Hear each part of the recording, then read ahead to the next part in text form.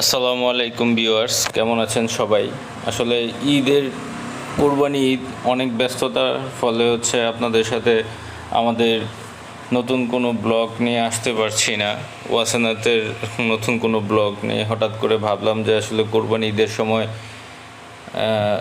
অনেক বছর পরে এবার হাটে গিয়েছিলাম আমাদের কোরবানির পশু কেনার জন্য। সো ওই সময় কিছু ভিডিও ধারণ করা যা আপনাদের সাথে শেয়ার করা। অ্যাকচুয়ালি আমরা যে হাট থেকে পশু ক্রয় করি তা পুটিয়া পশুর হাট, যা নরসিংদী সদর থানার পাশে শিবপুর থানার বিখ্যাত একটি পশুর হাট, যা নরসিংদী এবং আশেপাশে সকল ডিস্ট্রিক্টের খুবই বড় একটি পশুর হাট। এখানে অনেক পরিমাণ গরু এবং ক্রেতা বিক্রেতার সমাগম হয়।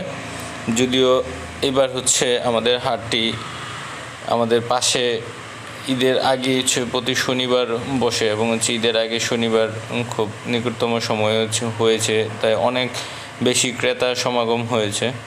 সো দেখতেই পাচ্ছেন, আমরা আসলে অনেক দূর থেকে নেমে গিয়ে হেঁটে যাওয়া লাগতেছে পশুর হাটে যাওয়ার সময় অনেক গরুর মানুষ বিক্রি হয়েছে, সেটা দামাদামি করতেছি।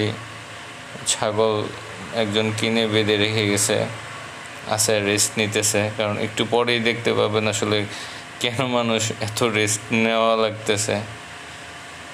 এই যে আমার বন্ধুর সাথে হঠাৎ করে দেখা, গরু কিনতে পারেনি, বিরক্ত হয়ে চলে যাচ্ছে। এই ব্রিজটা ক্রস করলে নরসিংদী শিবপুর থানা। এই যে বাছুরটি ৬৭,০০০ টাকা দিয়ে ক্রয় করছে।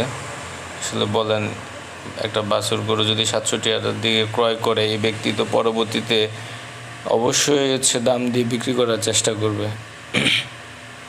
এই যে দেখতেই পাচ্ছেন যে কত পরিমাণ মানুষ। আমরা কিন্তু এখনও হাটে ঢুকতে পারিনি, মাত্র শুরু। এখানে মানুষের কি পরিমাণ সমাগম, কি পরিমাণ মানুষ হয়েছে। গরু আছে, অনেক পরিমাণ গরু উঠছে। গরুর কারণে আসলে জায়গা স্বল্পতা দেখা দিছে।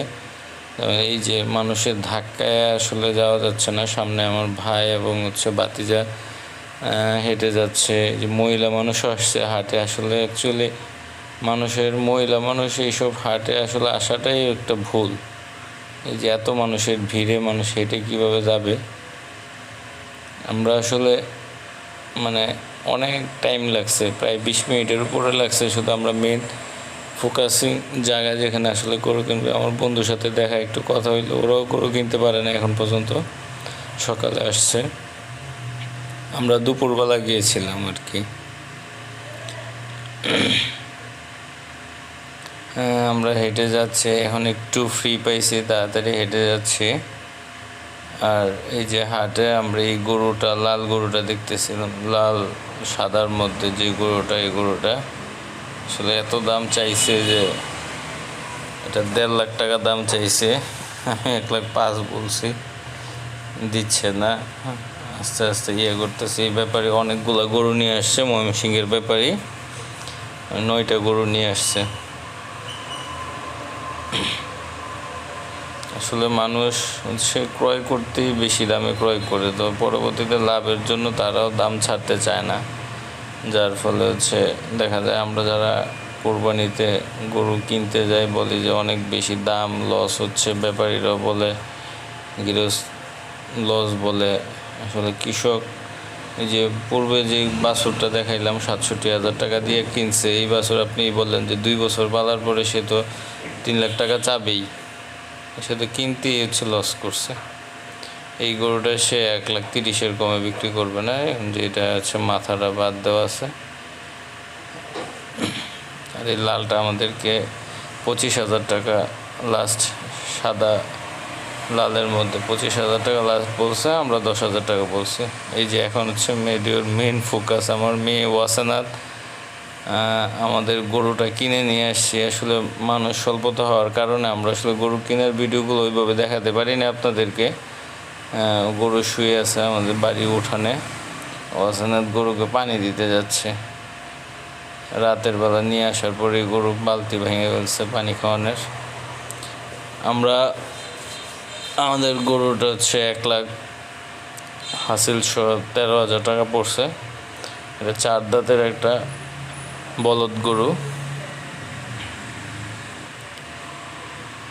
আর মাশাআল্লাহ সবাই কমেন্টস করে জানাবেন আমাদের গরুটা আসলে কেমন হয়েছে। ভিডিওতে হয়তো ওইভাবে বোঝা যাচ্ছে না। আশা করতেছি গরুটা থেকে ভালো পাবো। এটা আসলে সামনে পিছনে সব দিকে একই সমান, উপরে আপনার চওড়া আছে, অনেক লম্বা চওড়া গরুটা,